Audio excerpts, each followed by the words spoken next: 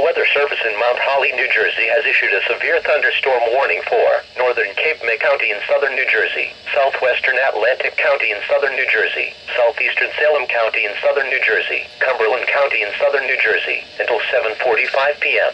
At 6:34 p.m., National Weather Service Doppler radar indicated a severe thunderstorm. The storm was near Olivet, moving southeast at 15 miles per hour. This storm is capable of producing 1-inch diameter hail and damaging winds in excess of 60 miles per hour. The severe thunderstorm will be near Bridgeton around 6:45 p.m., Rosenhain around 6:50 p.m., South Vineland and Vineland around 7:10 p.m., Millville around 7:15 p.m., Laurel Lake around 7:30 p.m., Cumberland and Port Elizabeth around 7:35 p.m. Very heavy rain will also occur with this severe thunderstorm, which could flood low-lying areas quickly and cover roads with water. Do not drive into areas where water covers the road. Frequent cloud-to-ground lightning is occurring with this storm, and the storm will affect the beaches. For your safety, immediately move off the beach and seek shelter indoors.